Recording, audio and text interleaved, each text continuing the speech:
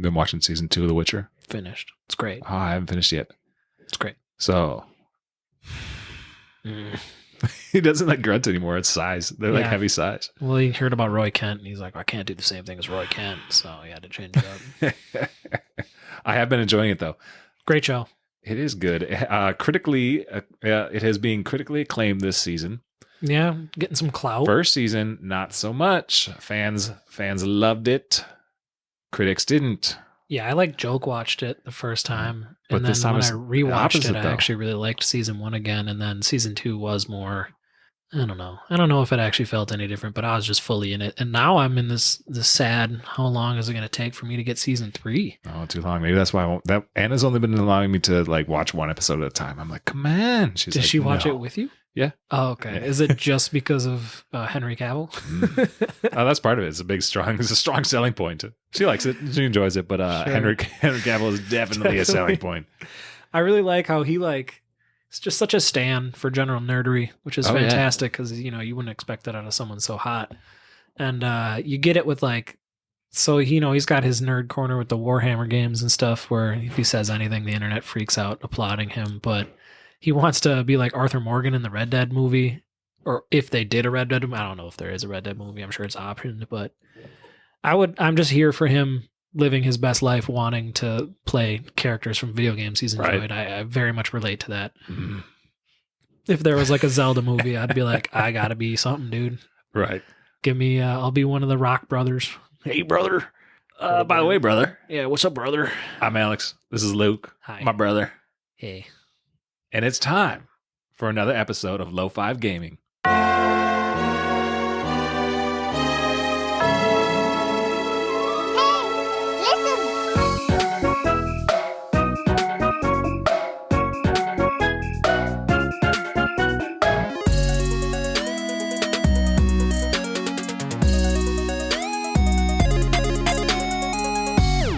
Cool, man. What do we just play? What have we been playing? It's apparently the streets say Ocarina of Time, but streets do say Ocarina of Time. They weren't aware of our childhood understanding. Yeah, if I lay down Ocarina throughout this whole thing, that's just because in my world, that's what this game is, and that's what an Ocarina is. Especially because it's called OOT.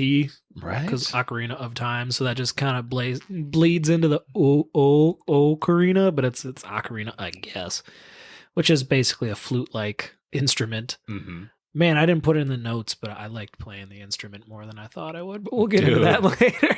I was playing the game, even back in the day too, but even this time around playing how it hit those hit the buttons right for I'd be like, I feel like I'm learning this damn thing. Yeah. I can play an ocarina. Yeah, I'm composing here, doo-doo-doo.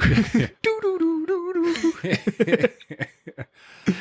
The Legend of Zelda Ocarina of Time. You ever heard of it? It's this crazy game out there. Super obscure. What do we even say about this game, dude?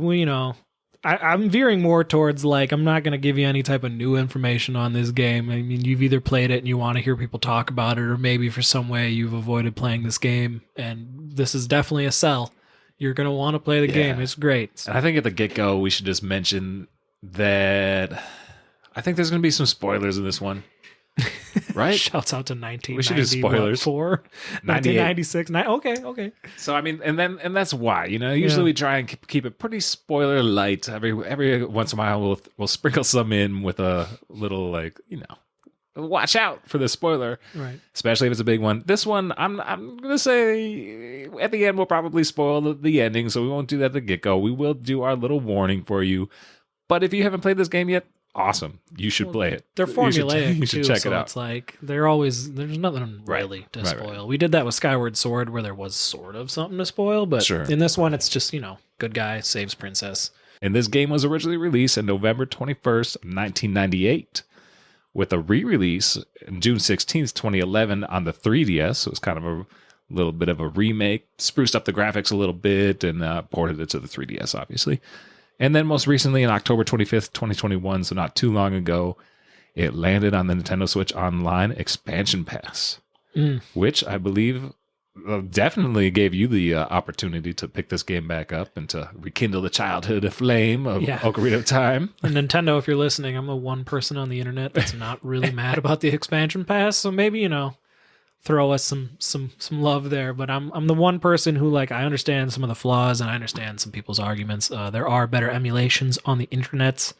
But whatever, man. In the year of Zelda turning 35, I just wanted access to these different games, and we've played a handful of them, and I like the save states on there. You can cheese some things, or it's just a little easier sometimes, nice. Or you just kind of pick up where you want to. They have a rewind feature on there too? They don't. Okay. That would have been cool with that stupid target range practice thing I couldn't do.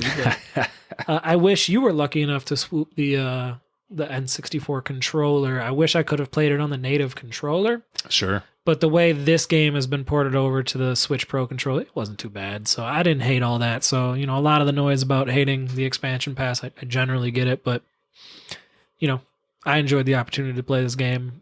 I wish they would have done like a 3D All-Stars type of thing with Mario. I wish they would have done that with Zelda, but they're taking a different approach. That would have been cool, whatever. Man. I wonder if we'll ever see something like that. So this game, though, is definitely, we've mentioned it a few times in other episodes. It's definitely part of our gaming zeitgeist. And that's not abnormal of other folks either. This game is, like you just said, one of the greatest games of all time, right?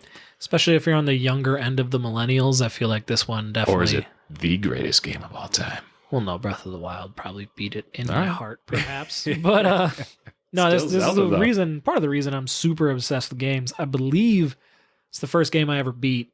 Okay. Very obsessed with it. Beat it a bunch of times as a kid. Kind of revisited it. It had been a while since I had this recent playthrough. It had been quite a while, but man, all the noises, everything, it all comes rushing back, and it's just fond memories of watching you, or shouts out to Ace, but some of the Ryans playing the game. So how we got through the game, because some of this stuff is straight up nonsense. Yeah, it's crazy. But I knew for the most part every nook and cranny in that game, and it was really cool. Yeah, mind you, back in the day, we did have the official guide from Nintendo Power, which I ended up purchasing not too long ago to have as part of my collection, and I did use it for this playthrough. I don't think we owned it, but another shout out to Ace and the Ryans. I believe they owned it, and they hooked it up. It was at the house and for long enough stretches of time where it felt like we owned it. Totally, and it definitely helped us make it through this game, because back in 1998, 2000-ish, the internet was in its infancy. And I'm sure that if I was really digging, I could probably find some sort of walkthrough for this thing out there. But it's not the same, right? You can't just like go to YouTube, which name your website, but you can't just go and get a beautiful walkthrough. I had to look up a few things while I was playing because I was being picky about different things. Sure. What kind of things? You getting all the Skulltulas? That are like some particulars, mostly the bigger on sword stuff. Right. There's like 100 to choose from, but this was, this is what you talked about at recess to some degree. It feels like everybody played it. Maybe not even. Maybe it was just our immediate circle played it. But I mean, it was... I think the world played this game, bro. Universal, for sure. But like universal praise, still one of the highest like overall rated games ever. Totally. I think on Metacritic it's right up there, like 98, 99. Maybe. Yeah. Shit, man. We should look it up. It might be 100. If you're if you're hating on this game, you're zagging. You got to explain that one to me. Yeah, if everybody's zigging, you're zagging. You're going against the current. Can't take credit for that one. But yeah, you're definitely just trying to look for something to complain about. Totally. Now, I'll, not to so many teases, but I'll get into it later. Like, if you're a Gen Zer and you're used to more modern gaming, there might be some things you can complain about. But anyone who grew up anywhere near our era, and it still holds up pretty great. So yeah, that's one of the tricky things about retro gaming, right? Or at least I don't know if it's tricky, but the one thing about retro gaming is there's a lot of nostalgia involved there, right? So, or at least for me, when I tap into these old games, a lot of the games that I enjoy the most are games that I had some sort of connection to, or I played a bunch as a kid. So jumping back into this one was fantastic. Now on the other side of that, there's the retro games that maybe I didn't get the chance to have or play when I was a child. So coming back into them is also very fun. But I think I'm more forgiving to something like Zelda because it has that nostalgia attached to it than I would be if I was playing a game.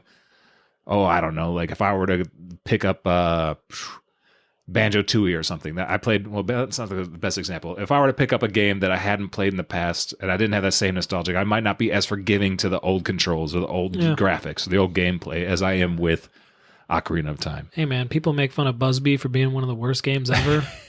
I was a child playing that with Ace on the Sega. We didn't know that game was awesome. And Right? The, and the mascot was hilarious and edgy and little. I'm watching YouTube videos as an adult. People are just bashing how stupid the game was. I was like, whatever, I had a good time. Sure. Fuck them. And I'll just mention too, so this game it's a cultural phenomenon. Came out, it was Nintendo's biggest game at the time. They had a budget of 12 million and 10 million of that was just for marketing, which is crazy to think about when you look at some of the AAA games. And this is considered a AAA game, I'm sure. I mean, it still is. It's just a different time, right? Right. But now you have these budgets for games that are just outrageous. Closer to the hundreds of millions to billions. Right. So it's like, it's amazing what they're able to do at that time. This is very groundbreaking. About 200 people worked on the game, so that was interesting to hear because, obviously you have these indie teams that are quite small, but a AAA game is going to have way more than 200 people these days as well. So that's kind of interesting. 200 people just to do like a specific task now. Right. Like, other context things is, N64 is a relatively new console, and you do have Super Mario 64. This come out at launch? I can't remember. Super Mario came out at launch for sure. Like a year after. Okay, cool. Say. 3D had been ventured into, but in the platform. And this was like kind of the first open world-ish game in the sense of the open worlds is how we have them today. Mario might argue, but for sure. Like you talk to NPCs, you run around, and that's all part of the fun. So might as well get right into it. Yeah, just a real quick note on the history aspect is another quick little note that I thought was interesting is it was planned as a 16 megabyte game, which is again, like we're talking megabytes. And now you download a game on Steam or whatever, that thing's going to be at least 30 gigs. Yeah. So that's just kind of funny. But it was later increased to 32, so they doubled that up. Right. Which is good. I'm glad they did because this game is definitely large for its time, large even by today's standard in a sense. But it was the largest game that Nintendo had ever created at the time. So that's pretty cool. Just looking at some of that stuff, it was a very ambitious game for them. And I think they really knocked it out of the park. Yeah, and it's in the lineage of being an ambitious series. But yeah, Shigeru Miyamoto, I believe, like what a guy. Right. What a guy. And he's the director, I believe. Here, Producer, director. So I don't know entirely how much he had to do with everything, but killed it, man. I agree. Thanks, bud. Thanks, pal. But yeah, why we're even playing it, going back to this classic, do you have, I've been kind of circling it. It's been the year Zelda with the re-release of Skyward Sword. We played some Breath of the Wild. So all those classics had me going back and really wanting to play this OG game. And we kept mentioning it. And it pretty much, like I teasingly always mention Dark Souls and make fun of it every podcast. And then some other way I find a way to mention OOT in every podcast. So yeah, no, it's on the mind. It's a game that I've wanted to replay for a long time. I was thinking about it, and it's been probably 20 years since I've actually beat this game. I was definitely overdue for a replay of this game, especially because of how much I like video games and how I consider this to be one of my favorite video games of all time. Yeah. So it just seemed right? I also picked up the 3DS cart of this game a couple years ago, so I really wanted to. I always want to play my games, so it's cool to have that cart on the shelf. But there's always a part of me that's like, man, I really need to play that on the 3DS because I've never seen it. Right. So I got the 64 cart, and that's one we grew up on or whatever. But I wanted to check out like what changes they'd had with the 3DS, and it was, if it's in my collection, I want to play it. So it is prettier. Yeah, it is. I'm glad to have done it on there. Now I have an itch to go and check it on the NSO, see what's up on the Switch Online version of it, and kind of go back that way. But we'll see. Well, what's funny about that is it's kind of a forever game where I had a feeling as well when I finished it where I was like, I could kind of pick this up and just like play sections of it from time to time, which is funny because like going back to our history with the game, I know we talked about this via text, but when you get through, especially the childlike dungeons, those first 3, it's like you're sleepwalking, man. Oh, man, totally. You're not talking to anybody. You're just like, beep, boop, bop. Go get my sword. Go get this shield. Let's get into this tree. Let's jump off the tree into the big web. And then like before you know it, I was so embarrassed. I was playing late at night. I was just trying to get done with a little section, and I couldn't get to that last childlike temple, and I had to like, the dude's like, hey man, you want to jump off this waterfall, collect these rubies? I'm like, I ain't got no time for that. Like I'm just trying to, and I forgot. Right before Jabba's belly. Yeah, and I kept dropping the fish in front of the king. Oh, word. They kept telling me to do that, and I forgot that he's like, and then the Jabba is actually the dude. So then I read the internet and I was like, come on, man, you're better than this. And it was such deep shame that I had to go back to a guide for something. And it's like, I was like, oh yeah, you do the thing, you get the thing, you dive underneath, you go to the lake, you get the message, you come back, you show it to the king, and then you give the fish to the fish, and then you're and then you're good to go. But jump in that belly. Other than that, like, so it was funny because most of the time I always knew what to do because of playing it so many times as a kid, and it was really fun to watch your memory come alive. But I also got betrayed a few times. Oh no! Did some things out of order. Like my memory was like, oh yeah, I should be able to do this, and it's like, no, you go out and do this. I was like, all right, fine. Totally. So I was like 90% helpful. Right on. A little deceiving. So aside from the fact of just, loving this game and it has just felt overdue to play, I'm sure that its release on the expansion pack, the NSO expansion pack, likely lit the fire for you to pick it up and play it because it made it accessible to you, right? And then, of course, that was like, well, Luke's playing and I got to get on my shit. Like, I want to play this. I've been talking about playing forever. Yeah. So it's, I decided to go with the 3DS cart and really enjoyed it. I'm with you 100% on that memory thing, man. And I totally remember, and I think I mentioned this in other episodes, but I would almost speed run this game, right? Or at least that's what I would tell people when I look back fondly. And I was like, oh yeah, I love that game. I would just play it all the time, speed run that, know it like the back of my hand. True. To an extent. Yeah. Not only breaking the game or doing anything ridiculous. Or right up to the, because, this is the thing, you go back in the day and then you only have a certain amount of games, so you're playing one all the time. And the way that this works out, the first, 3-4 dungeons before you time travel and become an adult. I think there's 4. Yeah, no, there's 3. Yeah. 3 before you travel.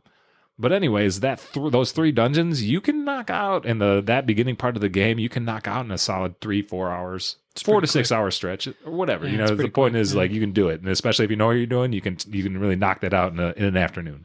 So I think I did that a bunch.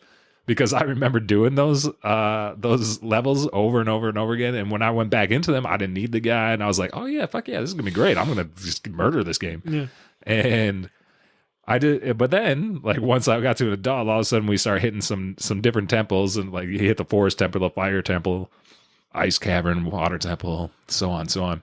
Yeah, there's a lot of little like mini places you go to as well. And that's kind of where my memory was like, oh, you don't go there, you go to this place first. Some of those adult temples, it was pretty much like hitting for the first time. It was a perfect mix of nostalgia and discovery for me playing this game, which is pretty cool. Yeah, it was a fun time to revisit. So what actually holds up, we're playing it in 2021. Game was released in, would you say, 96, 98? 98, yeah.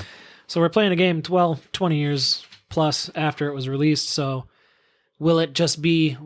is it still going to be fun? And I'd say absolutely holds up in kind of an amazing way. Honestly. Yeah, I mean... if this game dropped last week, I would be stoked on it, I think. Yeah, no, I mean, and the Zelda-like genre is alive and strong, but like there's just something about... And then back to the nostalgia / what's so cool about the game is just like the music and the sound effects are so amazing to this game. And because we played so much when they were kids, at least for me, I was really young. So like all the goofy sound effects... down to the extremely annoying Skulltula scratch, like one more of those. Yeah, or like just the goofiest noises. They all like Skulltula noises, dude. Just scratching in the back of your brain. I'll tell you what, though, so the Skulltulas are, for those who don't know, they're these little like spider things. Without going too much into detail, if you collect them, you unlock things, right? Sure. And they are all over this thing, and they make this weird scratch noise. And that's how you know they're there. So if you're playing this game silently, you're not going to get all those Skulltulas. No. But all the sound effects are so fun. I thought the music was so bright and so like thematic and adventurous. Music slaps. And it shows up in like, so what's the dude's name? I think I wrote it down, but Ijo Kondo? Yes. Perhaps. So he composed the majority of the music in the Zelda series. So that, this would have been, we would have had Zelda 1, 2, would have had Link to the Past, then this game. Well, I guess Link's Awakening as well. Mm-hmm. So he would have covered the music for all that. So he definitely taps into some of that other stuff. But I would say that the stuff that we get, the music that we get in Ocarina of Time, like there's elements of that carry on to the succeeding games. You know how like Jay-Z released a bunch of his samples to have like you could put it whatever you want and mix it into things. Someone came up with like a bunch of OOT music mixed with a bunch of Jay-Z verses and no way. Particularly spectacular. Find that if it's legal. I don't know. Yeah, and put that in the show notes for sure. But a special shout out needs to go to the Gerudo Valley jam with the guitars. Oh my god.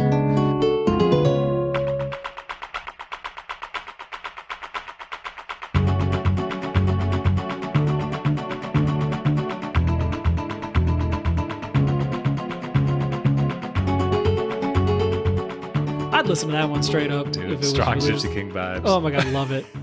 Just love those songs. So when I got to that section, I blasted the noise because I was awesome. like, I need this. But just the overall sound of the game is amazing. The dungeons are so thematic and a ton of fun. We'll get to that later. And the sound correlates with all those really well, right? Yeah, So they got their own unique tunes. And so everything, it brings a vibe to it for sure. It's thematically just like phenomenal. And like, so the gameplay is like a little primitive as far as like the combat isn't like the deepest things. Some of the things that you're used to now are a bit of tropes now, but we're sort of kind of at least strengthened here, if not established in the older Zeldas, but go into a dungeon and now you get your bow. Sure, now yeah. you get your hook shot. But all those things, like once again, the sound effects, that hook shot noise, and when it catches something, so much fun. The fire arrows, the noise it makes when it gets equipping the fire arrows is always fun.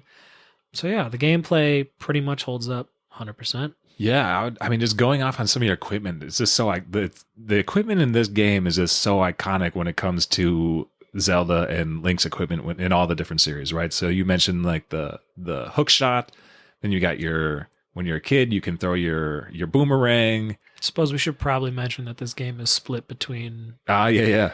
a time lapse of like you're a child for the first 3 dungeons, then you go into adult Link, which I don't think that. Well, I guess this is the first 3D one. 7 years later.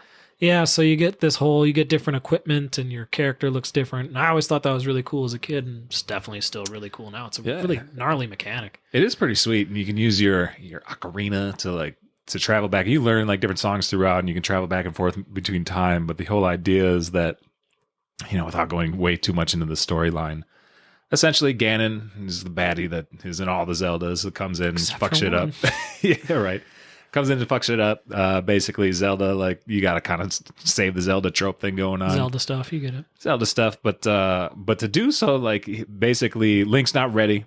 So he does some shit, runs around, and then pulls the Master Sword out, and that basically encapsulates him in time or some bullshit. And then he releases 7 years later, and he's this grown-ass man who's fucking dope at doing the shit he was already doing. Still real strong.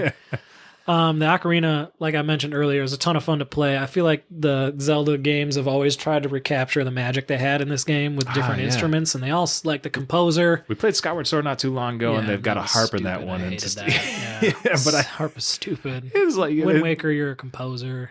Yeah.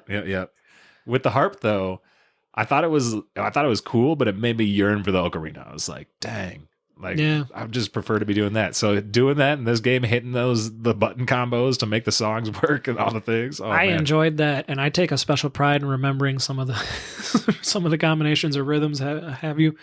Yeah. I don't know if I liked it as much as a kid. I might have thought it tedious and annoying, but I like the do do do do do do do do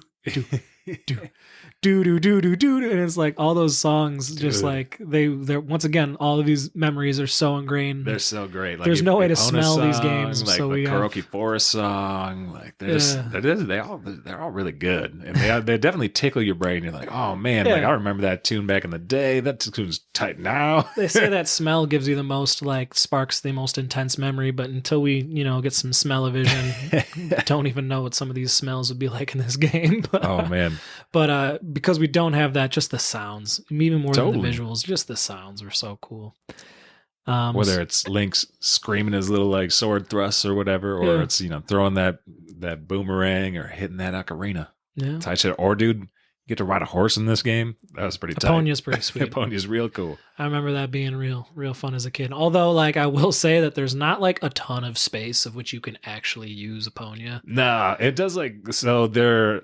We were talking a little bit earlier about how this is kind of basically getting the toes in the water on a more open world game, which it's true because you can run around, kind of do what you want, but it's still guiding you through. Very linear still. Yeah. Right, but it's and like you were saying earlier, anybody that wasn't introduced to the genre by this game or didn't come up on this shit might look at it and be like, why is this map so empty? Why is this like map whatever? But back in the day, I was like, damn, this is like a Hyrule, man. This is dope. I need my horse to get the fuck over there.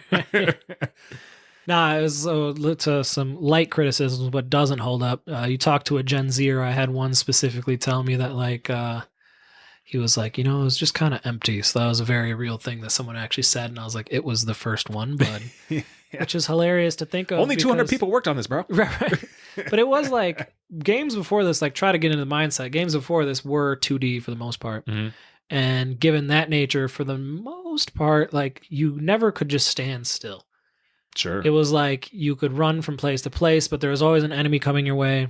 Whereas like this game and Mario 64, to be fair, were like the first games where you're just like, yeah, just like go up and like talk to some people and see what they have to say, and then like let this like side quest envelop. I suppose some JRPG fans would probably yell at me for this, but I'm talking like a full 3D world of where you're just seeing people in their houses and they're like totally they're just doing living their life. Yeah, they're sort of. Yeah, well, I guess they're just doing not Skyrim style goofy things. Well, even that game's so limited. But like, and then I had a boss who actually brought it out with his kid just to show him, and his kid was like, "Oh, okay." And the dad's like, you don't understand. This was like the first time where like the kid's just like, But that type of stuff like that, and so of course the kid, because that's that maybe that's just par for the course now. But the fact that you could play your ocarina, make it turn to nighttime with a special like your like song of light or what the fuck it's called, day night cycle is pretty rad. And then and the fact that you go into like the town, whatever the village is, and people are doing different shit at nighttime than they are in the daytime. That was dope, man. You can do different things, or the Skulltulas would be in different areas at different times. Yep, that bugged me out, actually. I went back and noticed that I had missed a few this time around because I forgot that sometimes they show up only at night. Which is cool. It makes you makes you dive even deeper into the game, right? Because you can't just go to an area and be like, okay, done with that. It's like, nah, bro, you got to go back there and check out what's going on at night because it's going to be different shit. Yeah, but like, so now by modern standards, when I'm in like, I think a good example is like the Goron village when you're up in the mountains, like there's like 2 to 3 Gorons in the entire place. So like that does feel a little like lonely, I'm going to say. But like, and that was kind of in the storyline though. As part of the, I mean, every area you go to is they're having some problems with Ganon. Right. So like, Ganon froze all our people, or not in the Gorons and the fire He's people. He's gonna feed all of them to the dragon. Yeah, what are you talking exactly. about? That's way more brutal. Exactly. So they're all food now, and like fucking no one's here because of that. Them. But it's an open world game, so you're like, yeah, I'll get to it after rolling into like a rock 40 times. Totally. But the interplay between you could do something as a child and that would change the environment as adult. And then when they encourage you / force you to later in the game to do that, that was actually really cool. Even to this day, like it was a really cool mechanic, and how they did all that is the creativity in this one is a 10. I mean, I can't imagine like working within the limitations they had at the time to have these just straight up audacious ideas compared to what contemporaries were doing. Like I can't imagine being a game developer playing this game and you're like, it just raised the bar. I'm sure it was probably really gnarly for him. Yeah, it's so cool to get certain items as a kid Link, and then go forward, and you can't use it until you're an adult, so you go forward, then you can use this shit, and vice versa. And then certain items don't work. For instance, the Hylian shield's not really, you can use it like on your back as a kid, backpack, but you got to use the Deku shield like when you're a kid, but you can't use that one as an adult because that'd be dumb. Is it Deku? Or as kids, I want to say we call them Dekus, but Deku, I don't think we're right. Ocarina. Yeah, right.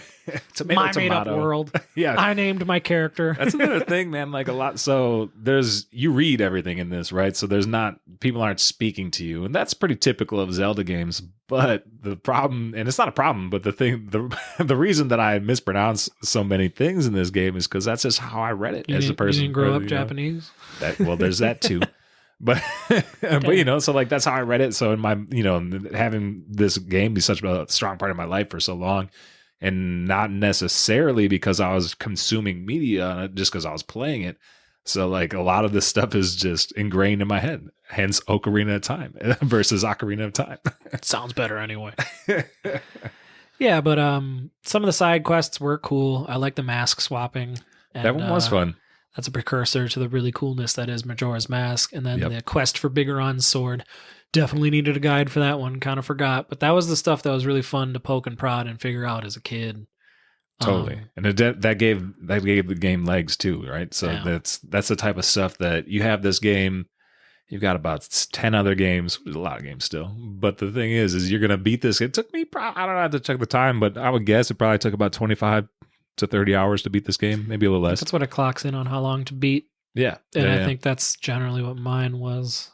But I could have spent more time, if I was digging off, if I got about 50, 60 Skulltulas, if I was going for the full 100, obviously that would kill time. There's a few other side quest stuff I didn't do. I didn't get the, what is it, the gold scale that lets you dive deeper. Do you get that from fishing or just doing? Yeah. Yeah. And I fucking spent hours fishing. I couldn't catch that this time fucking around? fish. Yeah. I didn't know how big of one I was supposed to catch, but I did it for a while. Yeah, I can't. I looked it up how big it had to be. I think it has to be like 10 pounds or something. I couldn't get anything bigger than a 6. So like it was pissing me off. And then I was like, you're just sitting out there on your damn log fishing. Right. But envision being like 10 to 6 or whatever age we were when we were playing this, like just fucking around and fishing for an hour. Like dope. We didn't have, I know people still do that in games today, but like we always joke on here that we're always playing 50 games and have an ever growing backlog. So I can't imagine just like, well, I just want to spend the next 2 hours fishing. I mean, I'll spend 2 hours playing Gwent, but you're alone on that one. But as kids, it was like, well, let's just see what I can find over here. And it was like this world that you could live in, which is very new. If they did like a ground up rebuild of this game, I think that'd be a really cool thing that they'll never do, but they could. Roughly how many hearts did you get? Because that's another side questy thing. A lot of side quest stuff has to do with heart pieces. I didn't count, but I know it wasn't too many. I was so like, if you got the 2 bars, bar and about a bar and a half. But like if they did a ground silver up, lining though. I did get the silver lining. We'll talk more about that. Idiot didn't. And then like if they did like a ground up rebuild though, I'd really love to see them include more side stuff. Dog, have you seen some of those beautiful like rendered? Yeah. Oh yeah, there's tons of fun. I would love to see it. And the Unreal Engine usually is what they're being built in. What if they gave this game the Link's Awakening treatment? Like not that style, just the fact that they just give it a full overhaul, same game. I would play it again. For sure. I would love it too. But I think I would prefer, because the graphics, I'm not going to say they hold up as much as they don't. Like Nintendo's always been so good about their gameplay being so polished that the graphics and the intensity of them isn't like a huge hook. So like, although that was super gnarly at this time, like you look at an old PlayStation 1 game, which was technically a higher fidelity thing, right? Mm-hmm. Or higher graphical, well bad.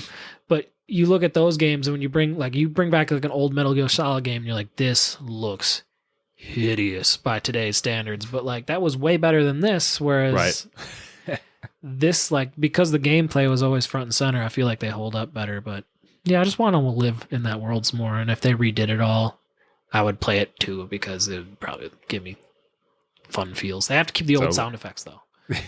You can't don't modernize any of the sound effects. Yeah. I can't really think of anything that I like really disliked in it, that it was really bugging me. But mind you, I played it on 3DS, so I did get a little bit of polish that you maybe didn't get to. So that is why I'm now I'm interested. I want to go back, and I want to like see how, because there are things. I'll tell you what, dude, having the motion censored aiming for whenever you're shooting anything with either your slingshot or your bow and arrow is fantastic. Yeah, no, whereas I'm playing on the emulation, which is flawed. People have pointed that out pretty well on the internet for the NSO. Mm-hmm. And aiming that bow is torture.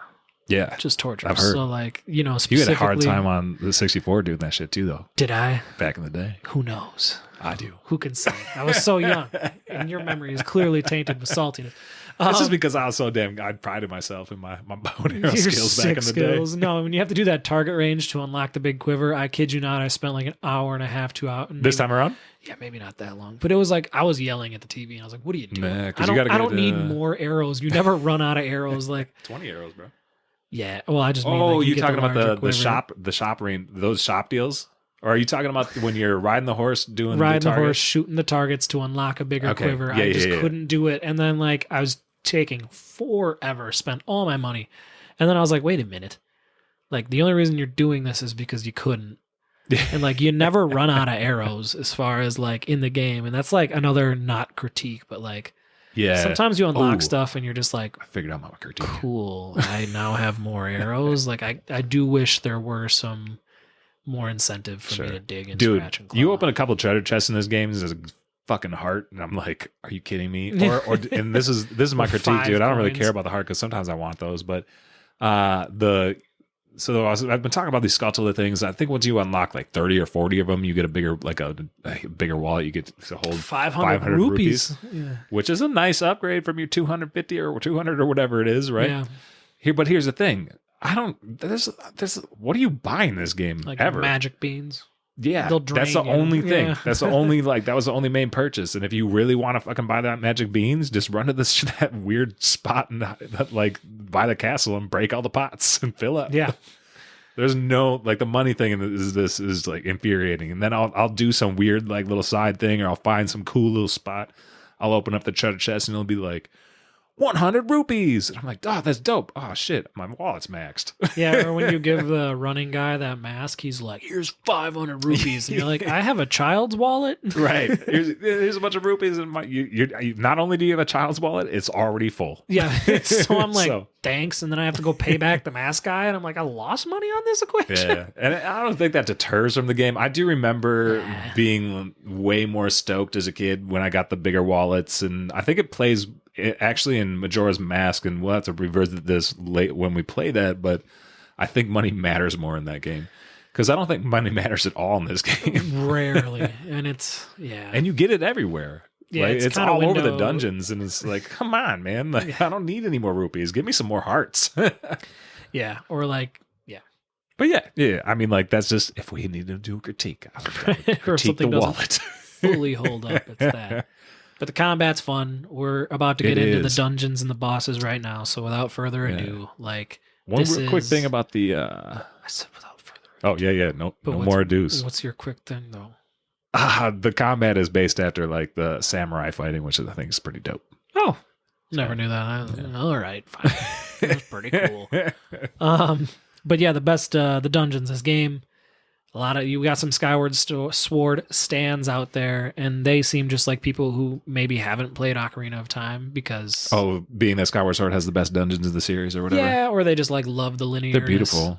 Yeah, they are, but like this game really sets the standards for all the 3Ds, given it is the first 3D. But I mean, they nailed it so hard. But like the dungeons are incredibly memorable. So personally, I put down, if I had to rank, I'd do Forest, Spirit, and then the Shadow Temple / Well combo somewhere in there. Yeah. And all of the vibes are awesome. All of the art and bosses were cool. The Spirit Temple, love the music, love like the whole like deserty vibes. Yeah, it's so cool how each has its own vibe and music and everything. Yeah, and then the Shadow Temple is just so creepy. With those fucking like zombie things. Yeah, the weird zombie things, and going into the well, and just like the super creepy enemies they came up with, and just like the music was even weird. And, we like, talked all the like low pixel blood splatter everywhere. Dude, pretty intense. I was reading that maybe it's in the 3DS. They removed some of that blood splatter at the bottom of the well. A little too brutal. It was too much. It was too much. That kind of sucks. But whatever. Yeah, I named like half the temples because they're all great, but any of them stand out to you personal? You know, so the first 3 as a kid, just because I was saying like I had that pure memory and nostalgia of running through, is so cool. Like a part of me wants to like finish this podcast and just run through those, boot them back up, run through them tonight, run it back. That said, they're all, so they're all in there, but I really actually, so there's a lot of hate out there on the water temple, right? Yeah.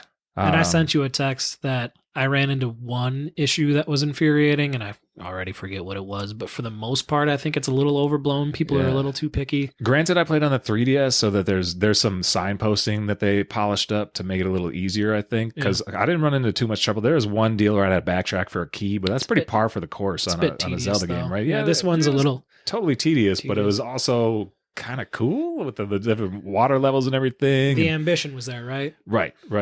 So I actually kind of enjoyed that one. It was kind of a pain. I actually thought the Spirit Temple, which was the last one before you head to Ganon's lair or castle or whatever, that was pretty cool. And that's because a few different reasons, but mainly because they incorporated a 2 parts. So you have to do half of it as a child Link and half of it as adult Link. So I thought that was pretty darn cool. Maybe even less than half as the child, but just the fact that you go back to the same place was cool. Yeah, because you go in there, there's a couple big statues, and if you go up and read them, they'll say if you want to enter here. And then if you poke around a little bit, you realize you can't crawl through a little hole or whatever. So you leave, and when you leave, you run into, spoiler, Zelda. What Sheikah, or what do they call her again? Yeah.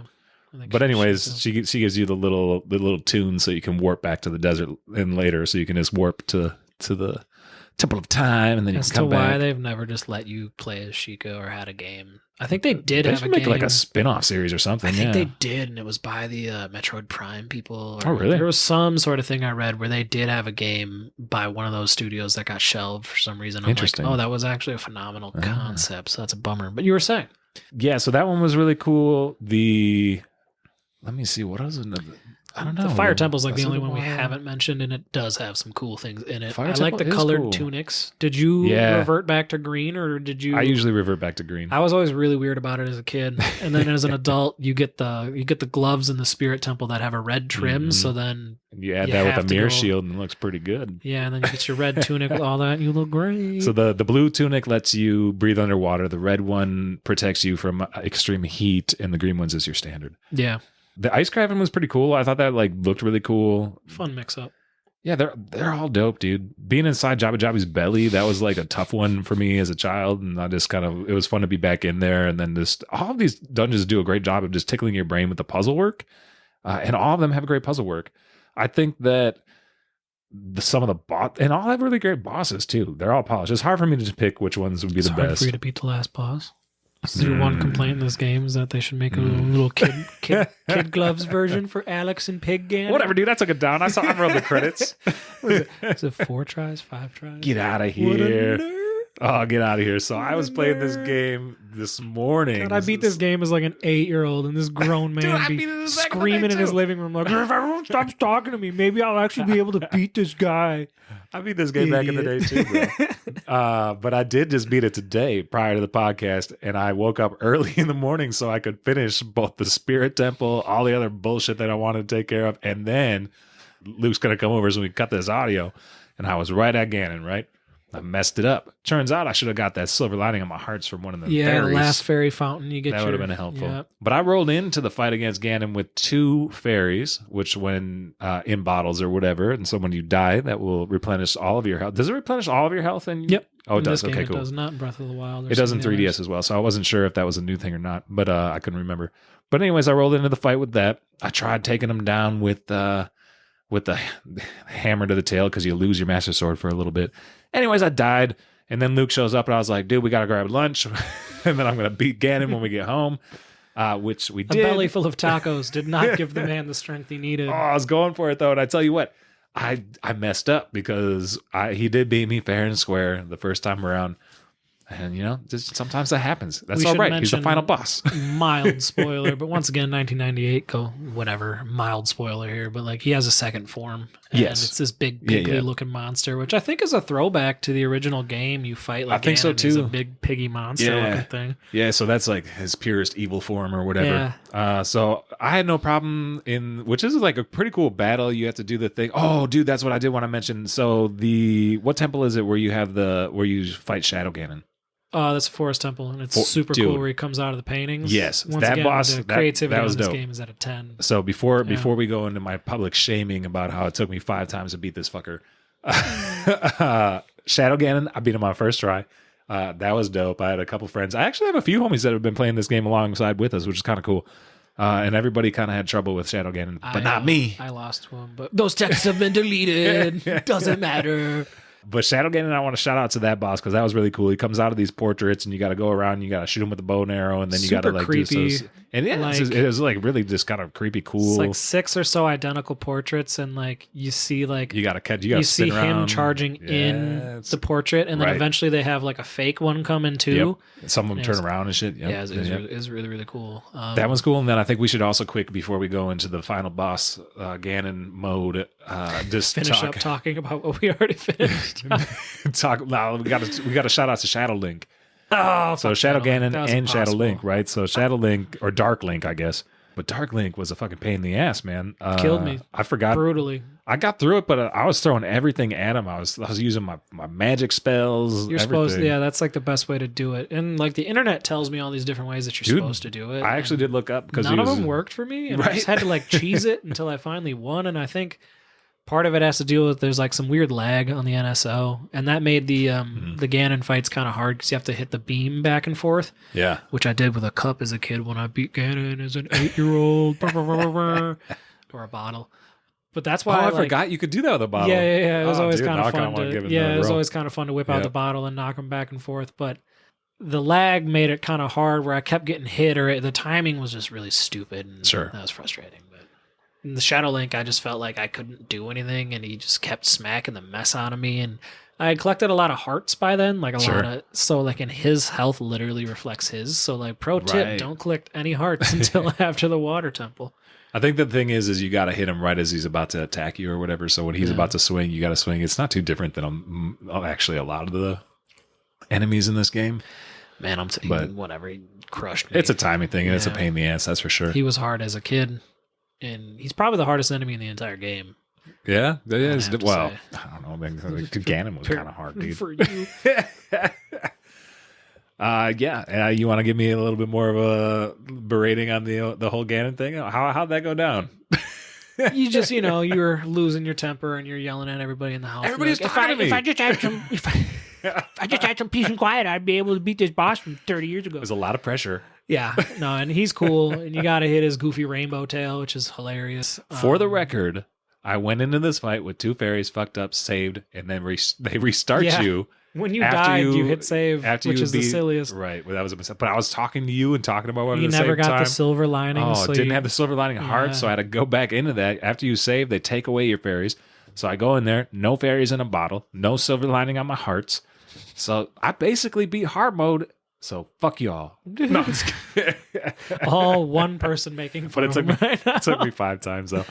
And no, it was fun though. It's a tough match, and if you don't have that nice cushioning, and there's not a lot of room for error. Yeah, but I powered through. I still saved the world. Yep.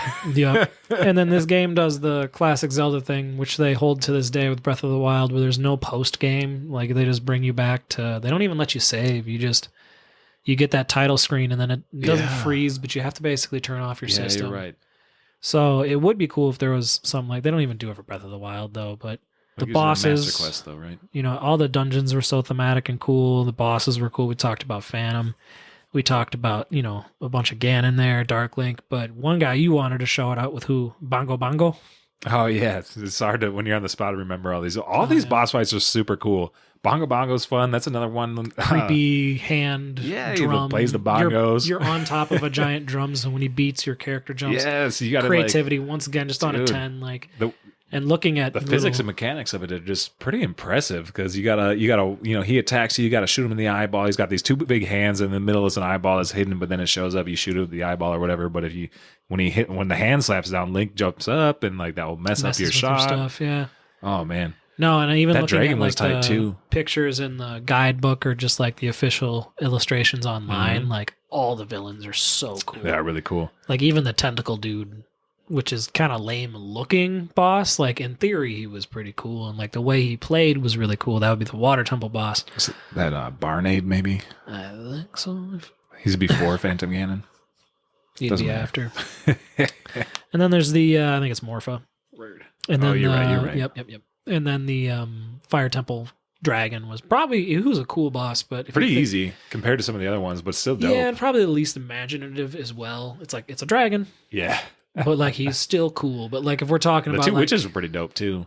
That one actually took me a while, because you get the mirror shield and you gotta reflect their beams into each other, and that one actually was kind of a little difficult to line up for a little while. I didn't have too hard of a problem with it, but that was probably. But I used a lot. You're able to lock on using Navi or whatever, right? If you do that, it's not a little too hard. clumsy though. Sure. It was 1998. Yeah.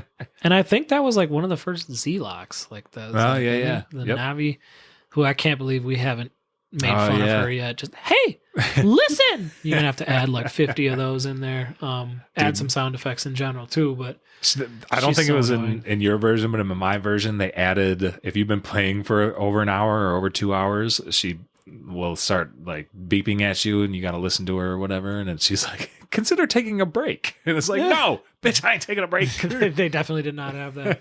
What I hate at those, you'll be in the desert, and she'll be like, hey, Ganon's from the desert. We should head over there. I know, that part is a little silly. I'm here. Or like I'm off in the middle of some nonsense that no one needs to be done. She's like, "Are we gonna save the world?" It's like, no, no, I gotta go collect more rupees that I won't spend anywhere. Gathering nonsense. If we're gonna shout out Navi, which is key because she is a key pivotal. She's huge character. I don't know if she's a woman or a dude. I don't know what the fuck. No need. Who cares? For gender. It's very. It's just fair, yeah, but the lock-on targeting though. That is dope. That was pretty. I think that might have been invented with this. I'm not entirely. It might positive. be. Yeah, I don't know. I don't know for sure. But we gotta. If we're gonna shout her out, we gotta shout out Saria, dude. Dude, so Saria is she's like one of your homies from the forest or whatever. Yeah, yeah. But so you hit her song, everybody. Yeah. Well, throw that in there. It was a nice rendition, though, bud. Yeah, thank you. But anytime I was lost, I would just hit her up on the little ocarina tune because you like the power of that song is you get to connect with her or whatever. Yeah, and then she tells you what to do. Yeah, which isn't too obvious, but it is very helpful. It's like a heavy hint. Yeah. And then it's generally different depending on if you're an adult or a child. So it'll give you like a pretty heavy hint like which stage you should be in. Yeah. Which is like helpful because sometimes they're like, yeah, go back here for this like super small thing before you. And I'm just thinking like, well, this is where the next temple is. I'm going to go right there. Once again, my memory not actually serving me well. It's like, oh no, you got to make a pit stop and do this or find that. And you wouldn't have had this, but the 3DS, and I used them a couple times, not very many times, literally under 5 times. But they have these new Sheikah stones that are an addition to your whatever other time stones or whatever they're like running around in Hyrule. You know what I'm talking about? Things that make the boing noises. Yeah, those things. But they have these Sheikah stones that look like that, but they are a slightly different color. And if you crawl into them, okay, you can go through a list of hints, and it will show you little video clips of what to do next. Interesting. It's kind of a cool addition. I didn't use it much because it felt like I didn't need to, but I think it's cool. If you have the truth mask, I think you can talk to them. Yeah, they do different shit. They just seem really pointless all the time. If you play them to certain songs, they'll give you certain things. I'm not sure. Well, at least in the 3DS version, if you play is it downright left? Downright left. The Song of Time. Yeah. No, upright. That's a song of storms. Upright left. These songs are awesome, by the way. If we haven't mentioned, they're so much fun. When you play that one, I think it gives you a fairy comes out and you can catch it in a bottle. You should have done that before your fight with Ganon. I will mess you up across this table, boy. Dude, I was so pissed. It took me 5 times to beat that guy. I walked in there. I was like, I'm going to just take care of business. He has to run down the castle explodes. Yeah, you got to keep running down that Metroid style. Zelda won't style. Just run. Like, she'll wait for you, and if you run ahead of her, she'll just wait behind for you to catch up. Ironically, so we're mentioning there's the 2 parts of that fight. So the first part is split by the whole running down the castle you were just talking about, and then in the second part where he turns into the big fucking beast mode, that's in 2 parts too. And then the toe monster comes out. Oh no, not again! Not again! Shout out to that game. Oh, toe monster. But no, it's cool, man. Like, and I admit I was getting panicked. My hands are starting to sweat a little bit. I was like, man, if I lose this again, I'm never gonna hear it. I'm already not hearing the end of it. And I beat that boy. Right. But then you get to the really cool post credits party scene. Yeah, dude. You know what it reminded me of? I told you when I was playing. Lay it out. This is your take. Oh, dude, it's totally the Forest of Endor party scene at the end of Star Wars. All the characters running around having a good time. It's pretty cool. Yeah, it's like all the NPCs from the game, and they're just partying. Made me realize all the shit I skipped. I was like, dang. I did a lot of this game, actually. I didn't do 100% by any means, but there's some shit I skipped. There's just no explanation as to why one of the Gorons is as big as a mountain himself. But other than he's just partying with everybody else. So is his name Gigaron? Is it his sword or whatever? Is Bigaron. Gigaron. Because he's so big. Yeah. I kept buying. I thought that him and his eye drops. Yeah. Well, the funny thing is I thought that you had you buy the other sword from the other guy who's this blacksmith that you run into as a kid, and he's like, come back in 7 years, and you're like, that's an odd amount of time, and then guess what happens? Right. But that sword always breaks, and I thought that if you broke it and had him repair it, and then you broke it, and then he'd be like, oh, well, we need a long-term fix, and I thought that's what started the whole thing. I forgot about the big giant dude entirely. Sure. So I spent like $600. Oh, shit. And then breaking and then trying to. So that was really stupid. You know what's funny? When I was doing that, when I was doing the whole Big Around quest, side quest thing, you have to go I don't remember if it's to kick off the quest. Basically, he's at the top of that mountain, right? Dude, if you don't walk right up next to him, you don't wake him up. And I could not find him. I knew he was up there, but I was like, where is he or whatever? I can't find him. And then, like, if I would have taken like 3 steps further, he would have been like, and then I found him and I was like, he doesn't look like he needs any eye drops, but you gotta do all the other dumb stuff first. Oh man. It took me a couple times to because I try to cheat when they're like, you gotta bring you can't warp. You can't warp. It's like spoils. And I was like, oh dang, come on. I actually have to do this. Where Aponia kicks tail, man. But yes, some other odds and ends. This game is either a year or 2 later, built pretty much entirely on the exact same engine. One of the only true sequels in this entire franchise's history. You got Majora's Mask. Right. We'll see what's up with Breath of the Wild 2. But Majora's Mask is awesome. And one thing I was laughing about, and we were taking notes before this, and I sent you some texts, is like how cursed a lot of people are unintentionally because of the limitations of the graphics. So my favorite example is there's like the carpenter dude. And every carpenter dude does the same thing where they lurch forward with a big scary dad laugh. And then they roll their head and then they lurch forward like a chicken or whatever. And then they just repeat that. And all these characters, like, because they're kind of doing their animation on a loop, they all look kind of haunted and creepy. Sure. Yeah, so then I don't know who, but someone from Majora's Mask, same engine, same graphics. But they brought 2 things over and really amplified them in the coolest way. And hopefully we can do another one on that. It's supposed to come out for the NSO service. Oh, yeah. And so I think I'll probably play it on there as opposed to 3DS just because I heard there's actually something they changed on the 3DS. Ooh.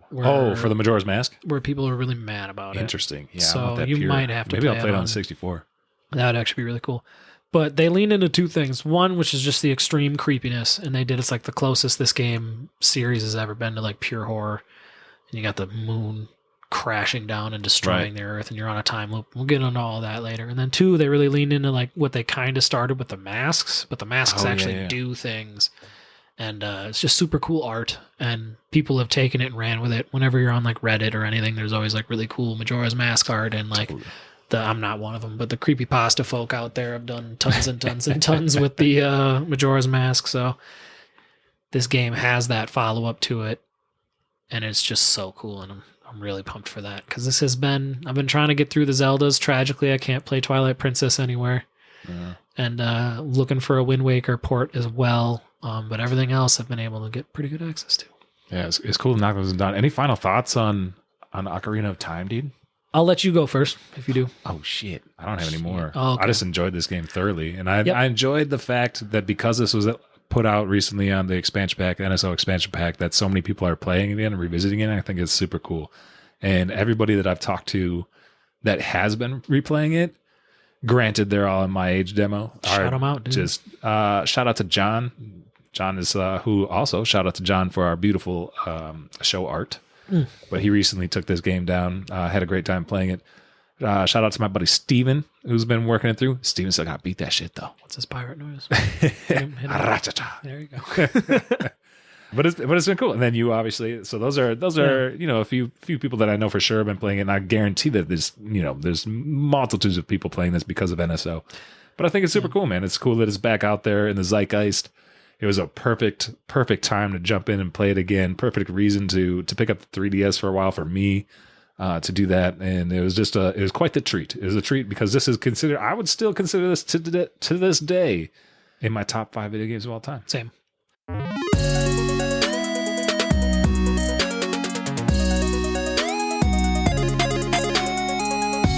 Hey, listen.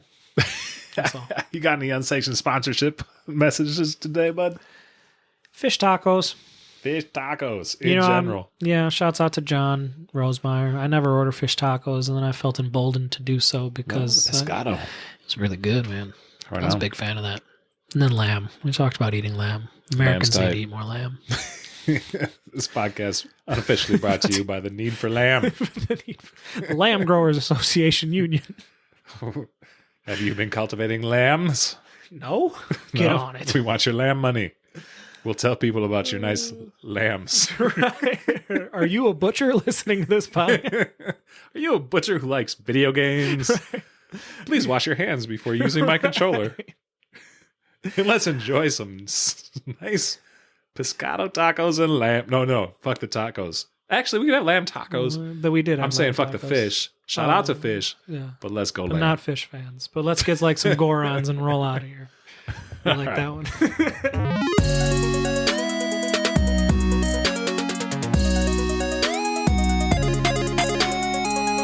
So it's kind of funny because Nintendo was the pioneer of so many different games that they get these like titles to them, right? Sure. So you have your Metroidvania. We talked about that in previous podcasts. It's always kind of convoluted to say, but there's this formula, right? And games can kind of copy that formula. Zelda there's the Zelda-like, which is not totally fair because Zelda has evolved to such a point and become different things, and like they actually like this game. And then Breath of the Wild definitely carries on the mantle of just like pushing all games forward. But there's some comfort food in playing a Zelda-like, which is more about this 3D formula. There are Zelda-likes that are also like the 2D formula as well. Sure. So we're talking like dungeon-esque and... So the dungeons are a big part of it. The linear structure of it's kind of a big part of it. Puzzles, I assume. The puzzles, the environmental puzzles for sure. And then the light kind of, but also light to medium combat and like getting RPG mechanics almost as well. Not quite. So not in regards to combat, like I'm talking about like gathering items and having new items, that kind of shit. Sure. But I played recently an indie game that's gotten a lot of acclaim, Death's Door, which doesn't get praised for necessarily pushing any boundaries or being innovative, but just being like a really cool, really gorgeous Zelda-like. And I totally agree. I really, really loved playing it. The environments and the music I thought were really fun. The art in general was just gorgeous. And like that style of game, people got mad at Skyward Sword because it was so formulaic to this style. So it's like when it comes from this franchise, ironically, no one wants that anymore. They want to push forward and they want those things. But like, I like it when, and I look forward to playing other Zelda likes in the future someday when other people are just like, cause we yearned to play this game. Totally. You know what I mean? Like there was something about this game specifically that we wanted to go back to. So like it would be cool in the same way that like Hollow Knight scratches that Metroid itch, or other games of the like would scratch that Metroid itch if you were a lifetime Metroid fan. Growing up on this game, I really like Zelda likes. So Death's Door, solid recommendation. Yeah, you've been telling me some really great things about Death's Door. I liked it. I picked that one up physical, and I don't know when they're actually going to ship it. So I wish now that I would have got a digital so I could have played. But I've heard some great things about it, so I'm excited for that to come. I think it's interesting. There's like there's other ones. I mean, there's a shit ton of. Darksiders is a big famous one. I've never played it, but I've heard they really was it Dark Cloud or whatever? Is that the PS2 one back in the day? Yeah, but that game had a life of its own. I actually went back and. Oh, you did? At some point, yeah. Cool. And it's pretty cool because you have it's a conversation for another day. You rebuild a village and all that. Yeah, which is dope. It's kind of gnarly. But that idea of those, I mean, those are some quick like Zelda likes that pop into mind. Then I remember when Breath of the Wild dropped and we were talking about this when you were asking me about like gaming regrets or whatever, and Malacca, which I feel bad bringing that one, but I was like really chasing like the Zelda like Zelda like stuff, and it definitely has that. It just didn't scratch the itch like I needed it to. So Death's Door is a bridge because I played it recently. It's a lot of fun. What are some other games you're into these days, man? Can't have changed too much from the last time. No, we're cutting this one down just a week after our last one, so not too much has changed. You're right. I still haven't beat GTA 4. But I'm getting closer and closer. There we go. I mentioned in the previous podcast that I picked up Analog's Pocket, so I've been playing various different Game Boy games, and I'm I don't know, a couple hours into Metroid Fusion, which has been really fun. Yeah. So we just finished Dread, and Fusion is the precursor to Dread, or I think that's how it works. Yeah. So that's been really fun to play on there. And another game, shout out to Epic, which, shout out to Steam for having a way better launcher, but Epic, shout out. Steam's got enough money. Right. So does Epic, actually. Yeah. Whatever. Shout out to both of you guys giving some money to the Lo-Fi pod. I'm just playing. No, not give it. Let me get some of that Lo-Fi money. This is a GOG podcast. Yeah. Hey, man. I got my GOG launcher too. Selling games or something like that. There's like a massive loss or something. I don't know. They're trying to figure. I think they give out too much shit for free or something. I don't know. Anyway. But yeah, no. Epic does their whole holiday game giveaway thing, and one of them that I've been really stoked on is Loop Hero, which is another indie that came out, I want to say last year, within the past year. This year. Early February type of time. Right on. I remember, I think. And it's been on my radar because it's been critically acclaimed. Tons of praise. Tons. And I figured I'd fire it up and check it out. And it is super addicting, super fun. Basically, you've got the 2D pixelated pixel graphics going on, but you're this, I don't know, warrior or whatever. You start as one anyways. I think you might be able to switch that up later on. But you do, every time it's a different path. So it's a roguelike in that sense. But you do this loop straight up. And you run into different enemies. Gotta stop doing lunch before this, bro. Burping and yawning. You run into... Yeah, you just saw me rub my belly and lean back, and I had to address it. I apologize. But it's a loop hero is super fun, dude. It's exactly what it sounds like, which is kind of weird to say, but you're a hero that runs in a loop and you fight different enemies. And when you think you die, and if you die, you go back to camp, but not with all of your shit that you accumulated through all these fights. If you don't die, or if you're getting close to dying, then I thought you were just gonna roll it. I was like, sure. Then you can retreat back to camp with a higher percentage of the things you get to bring back with you, and you start deck building to get you different attributes, that type of thing. And as you're playing, whenever you defeat somebody, you can either get these different items that over time increase they're like better items, better swords, better shields, higher levels. So there's a point system, rank system for those. And then you also, similar to like you were saying with Dark Cloud, you rebuild your world, right? So like you have almost amnesia or something, and you're kind of remembering the world, and you get to place all these different pieces on the map. And as you continue this loop over and over and over again, and you get stronger and stronger each time, and you get better at being able to build a bigger portion of this map. And that's about as far into the game I've got. So I don't really know what else is going with it, but it's super fun. So you're going to have to check that one out. I picked it up whenever I got a backlog of podcasts. I'll have to, I heard it's a great game to just passively play. Word. And that makes a lot of sense. I have it on my PC. So like, I kind of wish I had it on the Switch, but you know, hey, shout out to Epic, I guess. You still got it. Good up. I am still scrimming it up. Nice. At the 50-hour mark. It's getting real dirty up in there, and lots of nonsense going on. Lord knows what I'm up to. Playing the game a whole lot differently than I did 10 years ago. And are you messing with the storyline, or are you just exploring straight up? But I don't know. I'm just whatever. I get caught like just like crafting armor for way too long, and like hitting these exploits, like trying to get my craft skill up. So like, or my smithing skill. So I'll make like X amount of iron daggers. And then I want my enchanting skill up, so I'm going to run over town with all these daggers and then enchant them all and then sell them. And it's just this... I spent hours doing literally nothing the other day, but... Scrimming. Shout out to Al. I had to unlock the next thing so I could get this other cool armor. So I get caught up in all of the nonsense, but it has been fun to play that game. I'm not necessarily... Well, I should be smarter than I was 10 years ago, but... I'm into video games in an entirely different way, as far as I think about a lot more about game design and different things. So I've been appreciating a lot of the different stuff a lot differently than I did the first time around, and just like really not caring about any of the rules of traditional gameplay. Nope. Oh, purist. Too lazy. Too lazy. There's so much in this game, and I haven't played it for 10 years, so I didn't feel like I needed to mix up the formula, whereas someone who's probably beat it 5 times over the last 5 years wants to add in different stuff. And then I picked up Paper Mario and the NSO, the expansion online or whatever. I always love those Paper Mario games, though. As a kid, I bought Paper Mario 1000 Year Door, which is very acclaimed for good reason, on the GameCube, and crushed that. And even though the game's not that long, and I only played it that once, it gives that kind of golden star of having like deeply ingrained impact and memories.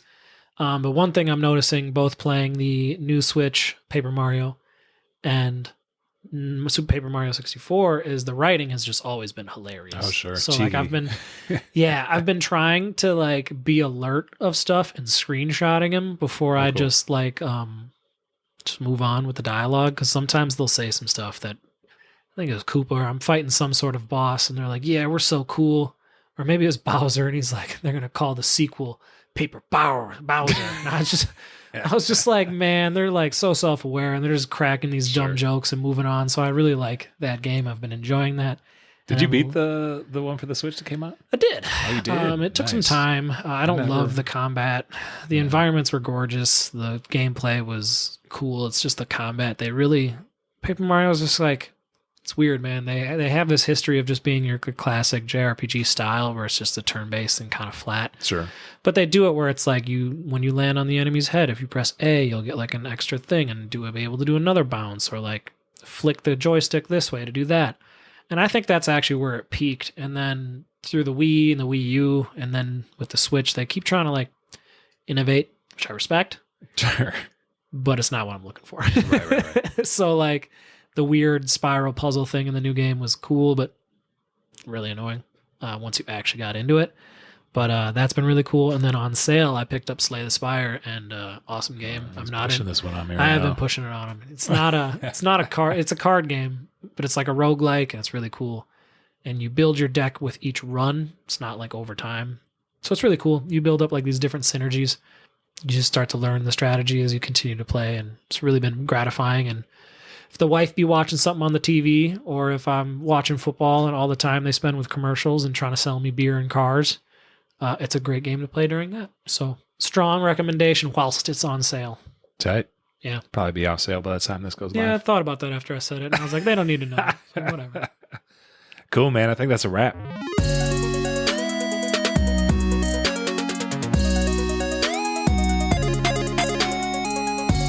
Lo-Fi Gaming is a Studio Lo-Fi production. Our theme music was produced by AJ Norman, and our show art was designed by Studio Dayjob. We're an independent podcast and would love if you supported us by listening, subscribing, and sharing us with your friends. Visit us at lo5gaming.com.